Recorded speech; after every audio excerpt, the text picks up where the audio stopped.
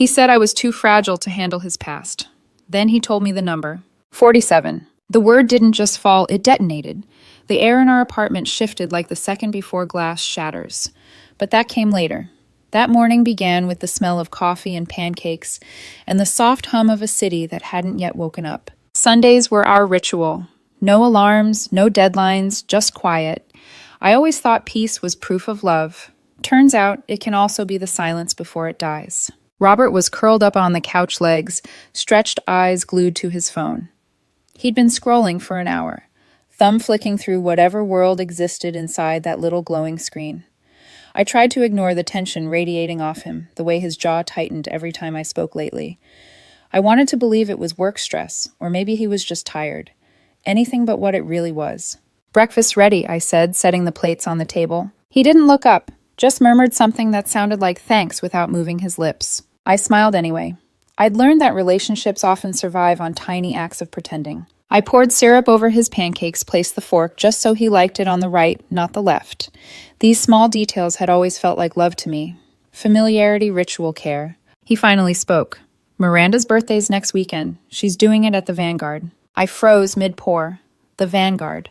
An overpriced club where people shouted over bad music and called it networking. "Do we have to?" I asked gently, trying to keep it light. "We've been saving for the new place, and you know that place charges for breathing." He looked up, his eyes flat. "It's her birthday. We can't just not go." I didn't say we shouldn't go. I just thought, there it is again. He cut me off, setting his phone down with a sharp click. That word. Thought. "What?" "You always have to overthink everything. You can't just live Betty. You need everything to make sense to be safe." His tone carried a blade under it. I blinked, taken aback. "I'm not trying to control anything. I'm just saying maybe we should be practical." Practical. He spat the word like it tasted sour. "You say it like a prayer, like if you're cautious enough, life will owe you peace. But it doesn't work that way. You play life on the easiest difficulty and call it wisdom." Something inside me recoiled. I set down my coffee slowly, my hands suddenly cold. Where is this coming from? He laughed, a single dry sound. "You wouldn't understand. You never do." I could have walked away, then ended the conversation, but some part of me, stubborn, hopeful, maybe desperate, wanted to bridge the gap. "Robert, I'm not trying to fight. I just want to know what's wrong." He looked at me, then really looked, and the gaze was unfamiliar, hard, tired, mean. "What's wrong," he said slowly, "is that you're boring, Betty. Predictable. Safe. You make everything so small, so contained. I can't breathe in here sometimes." My throat tightened. I didn't know being stable was a crime. Stable. His lips twisted into a smirk. "You think stability's attractive? You think men want someone who plans, who saves, who never takes a risk?"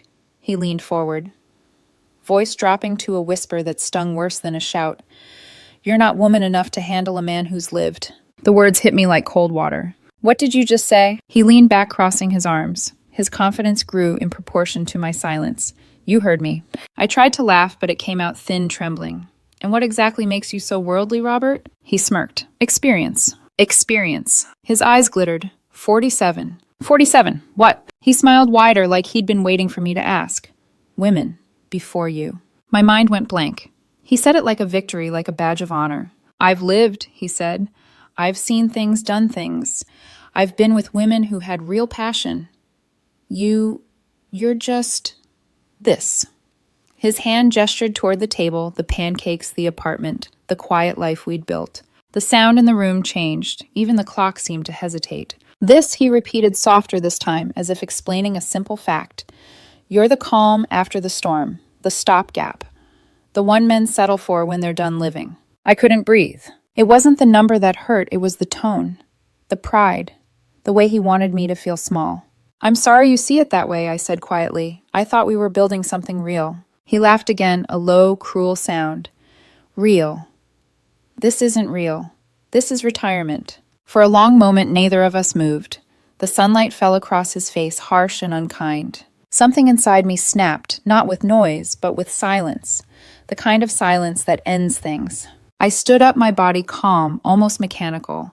I looked around at the apartment, the framed photo from our trip to Bali, the books we'd picked together, the mug he'd bought me that said, "Good morning, sunshine." Every item suddenly looked like evidence from someone else's life. He was still talking something about me being sensitive, emotional, insecure, but his voice faded into the distance. Because in that moment, clarity arrived like cold light. He didn't want love, he wanted an audience. And I was done watching the show. The pancakes were still steaming when I turned and walked toward the bedroom. I didn't slam the door, I didn't even speak. But I think he heard something anyway, the sound of something breaking that can't ever be fixed. The silence after his words didn't fade, it deepened. It thickened until it became something you could almost touch like fog made of grief. Robert's voice followed me down the hallway, laced with disbelief. Betty, where are you going? You're seriously walking away because of that. I didn't answer. My steps were steady, my pulse wasn't. Inside, everything was trembling, but on the outside, I was eerily calm. The bedroom looked different now. It wasn't ours anymore. It was a set, the scene of something that had already ended. I reached for the top shelf of the closet, pulling down my old forest green duffel bag. It landed on the bed with a dull thump. I hadn't used it since a trip with my sister 3 years ago. Funny how objects wait silently for the day they become symbols. I unzipped it. The sound cut through the quiet like a blade. Fold, jeans, fold, sweater, fold. My hands were moving on autopilot. Each piece of fabric I packed felt like a piece of myself reclaimed. Behind me, I could hear him pacing in the living room, still talking not to comfort but to control. You're overreacting. It was just a number, Betty. It's the past. Why can't you handle that? I didn't answer. The only sound from me was the whisper of folded fabric and the rustle of drawers. He tried again, louder this time. You always do this, get in your head and make everything dramatic. I tell you something honest and suddenly I'm the villain. Oh, yeah. Still nothing. When he realized the silence wasn't just anger, it was absence, his tone shifted. The arrogance cracked panic bleeding through. Betty, come on, don't be like this. We can talk, okay? You're not really leaving. I zipped one side of the duffel shut and went to the dresser. The perfume he'd bought me, because it smells expensive, stayed behind. I packed the one I'd worn before I met him. Lavender and rain. My scent. My past. I could feel him watching me from the doorway now. The air around him was nervous, restless. Betty, he said softly, you're seriously that insecure? That word, again. I finally turned, meeting his eyes. My voice was quiet even. No, Robert. I'm not insecure. I'm just done. He blinked, like the concept was foreign to him. Done. What does that even mean? It means I've finally stopped mistaking your cruelty for honesty. I walked past him, my bag slung over my shoulder. He moved to block the door. Arms spread wide like a parody of desperation. You're being ridiculous. I didn't mean it like that. Then why did you say it? I asked, calm as a surgeon. Because you make me feel he stopped searching for words, for excuses, for something that could twist this back into my fault. Small, he finished finally. You make me feel small with your rules, your control, your quietness. The irony almost made me laugh. Then I guess we're even, I said. I reached for the door handle. He didn't move. His eyes flicked between my face and the bag, as if one of them might suddenly vanish. You're really doing this?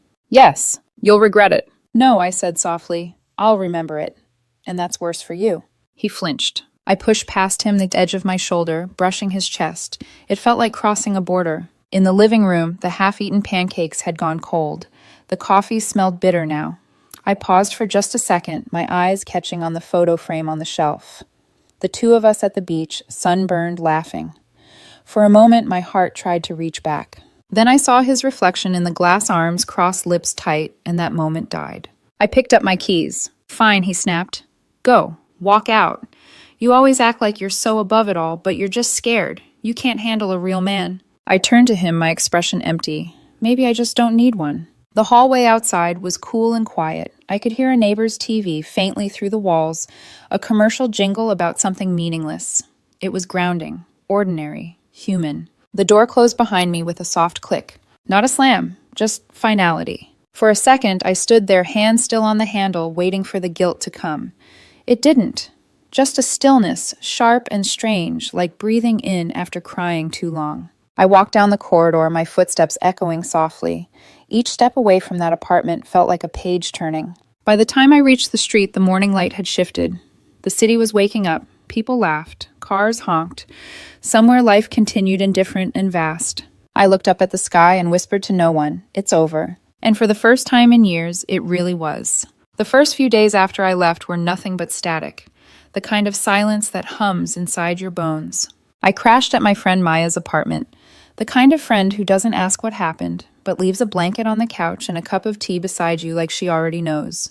Her place smelled of peppermint and paint thinner, chaotic and alive. I hadn't realized how sterile my old apartment had been until now. The duffel bag sat in the corner, half open like a wound that hadn't scabbed yet. I didn't cry, not even once. People think tears mean heartbreak, but sometimes the hurt is too clean for that. Sometimes the pain cauterizes itself. Robert's words looped in my head for days. Not the insults, not even "you're not woman enough." It was the number. 47. He'd said it like a trophy count. I kept asking myself, what kind of person measures their worth that way? By the third night, I blocked his number, his socials, every trace of him that lived in pixels. It wasn't an act of revenge. It was surgery. Digital amputation. Maya noticed me scrolling through my contacts one evening, thumb hovering over his name. "Don't," she said, gently painting her nails without looking up. I wasn't going to. I lied. She smirked. "Good. He doesn't deserve your attention, even in pretend." She was right. But still, in the quiet hours of the night, the echo of his voice found me. "You'll regret it." Maybe part of me feared he'd be right. Maybe that's what healing is, the long process of proving someone wrong who doesn't even deserve the proof. The first text came 3 days later. Unknown number. But I knew. Unknown Betty. "I'm sorry. I was angry and said something stupid. You're blowing this way out of proportion.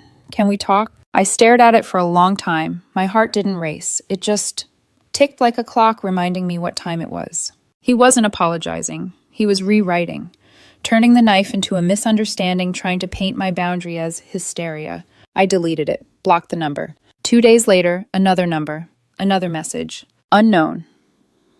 "Okay, fine. I get it. You're hurt. But walking out like that, that's pathetic, Betty. You always make everything a drama." Pathetic. That word again, the one he used to make me shrink. Except now it just hung in the air, meaningless. I could almost see the panic behind it. I didn't delete that one immediately. I saved it. Like evidence. A reminder of who I was walking away from. A week passed. I started going to the gym again. My body had forgotten what strength felt like. Each press, each stretch, felt like reclaiming a piece of ground that had been occupied for too long. Work helped too. I threw myself into deadlines, reports, late nights. I could focus there. Numbers and projects didn't lie to you. Then came another text. Unknown. "I can't stop thinking about you. It was just a number. Those girls meant nothing. You're the only one who mattered. Please, I love you." I laughed out loud, not cruelly, just wearily. The pattern was too familiar. Insult, guilt, affection, desperation. The cycle of emotional gravity pulling me back in. I didn't reply. Silence was my message. That night, I went to the balcony of Maya's apartment. The city stretched below, windows glowing like small universes, each one holding a life, a story, someone else's chaos. Mine felt suddenly small, manageable. I realized something. Robert wasn't a villain. He was an emptiness, wearing a confident smile. And I had mistaken that emptiness for depth, because it echoed my own insecurities. Maya joined me, wrapping a shawl around her shoulders. "You look peaceful," she said.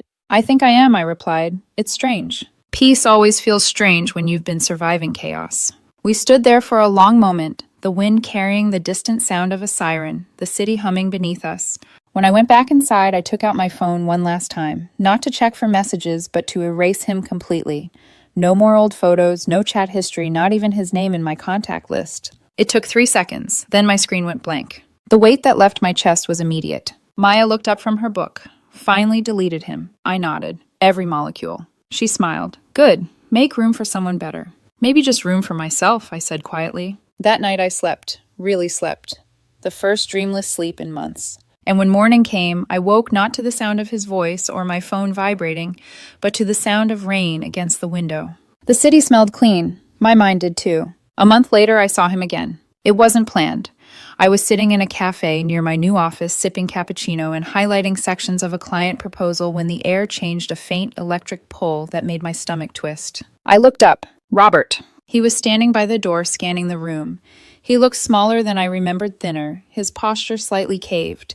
His once sharp confidence had softened into something brittle. For a second, I thought about pretending not to see him, but he spotted me before I could decide. Our eyes met. His expression flickered surprise, then relief, then something like fear. He walked over. "Betty," he said, smiling in a way that didn't reach his eyes. "Wow, you look Good. The words felt rehearsed, like a man trying to remember how charm works. I nodded, polite but distant. Robert. He hesitated. Can I sit? I'd rather you didn't. He sat anyway. The audacity was almost nostalgic. For a moment, neither of us spoke. He stared at his hands, fidgeting with his phone. I studied the steam rising from my coffee. It felt like watching a ghost, familiar but hollow. Finally, he exhaled. I've been awful. I said nothing. He ran a hand through his hair, which was overgrown and dull now. I don't even know what I was trying to prove that day. I was showing off, I guess. Trying to sound impressive. I met his eyes. 47 is not impressive, Robert. It's just sad math. He flinched. You always did know how to cut through me. I didn't smile. No, I just learned to stop pretending. He leaned forward, his voice soft. Betty, I was stupid. I thought if I acted like I didn't care, it made me stronger. But it didn't. It made me cruel. You were the best thing that ever happened to me. I see that now. Tears gathered in his eyes. For a second, just a second, my old instinct kicked in. The urge to comfort, to fix, to absorb someone else's pain like it was mine to carry. But then I remembered how that instinct had been used against me. I stayed silent. He reached for my hand across the table. I pulled mine back before he touched me. His face crumpled. So that's it, he whispered. After everything? Yes, I said simply. He blinked hard. You can't just erase 2 years. I'm not erasing them, I said. I'm learning from them. His eyes darkened. The shift was quick pity turning to resentment. You're cold, you know that. You act like you're some enlightened saint, but you're just scared to feel anything real. I tilted my head. That's interesting. You confuse boundaries with coldness. That's why we never worked. He stared at me like he didn't understand the language I was speaking. The silence stretched. The cafe was filled with the clatter of cups and low murmurs of strangers, ordinary life going on around us. He finally laughed a hollow, bitter sound. You'll end up alone, Betty. You think walking away makes you strong, but it just makes you lonely. I stood gathering my notebook and coffee. Lonely is better than small. He froze, eyes wide. I placed a few bills on the table for my drink. Take care of yourself, Robert. When I turned to leave, he called after me, his voice low and cracking. You're not even angry. I looked over my shoulder. No, that's what scares you, isn't it? The cafe door closed behind me. The city greeted me with a rush of sound cars' voices whined, all alive, all moving forward. My reflection appeared faintly in the glass door as I walked away calm, grounded someone I barely recognized, but finally respected. Inside, Robert was just a blur of motion, a man left talking to his own echoes. For a long time, I used to believe closure came from apologies.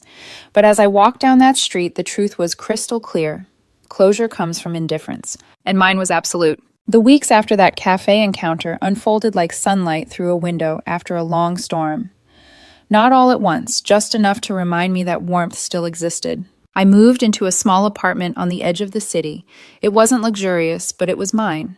I filled it with soft, light, secondhand furniture and the kind of quiet that didn't feel empty anymore. Every corner reflected freedom, not the loud, rebellious kind, but the quiet certainty that comes from having no one left to explain yourself to.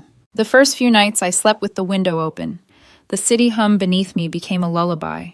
For months I had been braced for impact. Now I could finally exhale. Work began to bloom again, too. Projects that had once felt tedious now felt like proof of competence, of control. I wasn't healing, I was rebuilding. And then somewhere between grocery runs and late-night editing, I met Nathan. He wasn't dazzling. Not the kind of man who fills a room, more the kind who listens when you speak.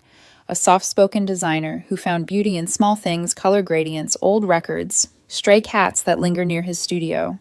Our first conversation was about a spilled latte and a shared laugh over how fragile good moods can be before caffeine. There was no spark of obsession, no thunderclap, just ease. We started seeing each other, slowly lunches, walks, movies. He never asked about Robert, and I never offered. There was a safety in that silence. A mutual understanding that peace doesn't need an origin story. One evening, about 2 months after I'd left Robert, I got a small reminder of the past I thought I'd buried. An envelope, forwarded from my old address. Inside, a few stray bills, a postcard from a friend, and one thin slip of paper, a flyer for a club event. The Vanguard. The name alone made me laugh, but not bitterly this time, just with mild disbelief at how much power one word used to have over me. Still, it was a loose end, and I didn't like loose ends, so I decided to close it cleanly. I unblocked Robert's number for the first time in months and sent a short neutral message. Me hi. Please forward any remaining mail to the address below. This will be my final message. I added the details and hit send. Then I reblocked him. Administrative, clinical, over. Or so I thought. Less than a minute later, my phone rang. Unknown number, but I didn't need to check. My gut knew. I answered. At first, nothing. Just breathing uneven, shallow. Then a broken whisper. You win. It was Robert. His voice was stripped of its usual armor, no arrogance, no edge. Just exhaustion. Robert, I said quietly. Okay, he continued, voice cracking. You win, Betty. I'm nothing without you. I can't sleep. I can't think. I've tried to move on, but the girls, they don't get it. They think I'm dramatic. My family just looks at me like I'm a failure. I said nothing. The silence on my end stretched long enough that he began to fill it. I ruined it, didn't I? He muttered. All of it. The women before you, they didn't mean anything. They were just noise. You were the only one who ever made me feel real. My throat tightened, not with sympathy, but with clarity. Then why did you destroy it? I asked softly. I don't know, he said. Because I'm broken. Because I thought power meant control. You used pain as proof of strength, I replied. You confused dominance with depth. He started crying, then the kind of sob that comes from realizing you've run out of performances. Tell me what to do, he begged. I'll go to therapy, I'll change. Just don't hang up. Don't leave me in this silence. I took a slow breath, my voice calm even. Robert, this isn't about winning or losing. It never was. Then what is it about? It's about cause and effect. About what happens when someone mistakes cruelty for confidence. I didn't mean it like that. It doesn't matter what you meant, I interrupted gently. It matters what you did. He went quiet, the kind of quiet that feels like a confession. You called me insecure, I continued, but I walked away because I finally respected myself. You called me cold, but I was just done freezing for someone else's warmth. I could hear him breathing, shallow and unsteady. You don't mean that, he said, his voice breaking. You still care. I used to, I admitted, but caring stopped being love when it started feeling like survival. Another pause, then a whisper. You don't forgive me. I don't need to, I said. Forgiveness is for people still holding on. I'm not. The silence that followed was long, heavy. Then quietly I added, take care of yourself, Robert. And I hung up. I didn't block the number this time. I didn't need to. Some connections die on their own once they run out of power. I set the phone down on the windowsill. Outside, the city was bathed in amber light. Down below, I saw Nathan walking toward the building, a paper bag of takeout in his hand, a small smile on his face when he spotted me through the glass. I smiled back. And for the first time, I didn't feel haunted. The ghosts were still there, faint outlines of what used to hurt, but they no longer reached for me.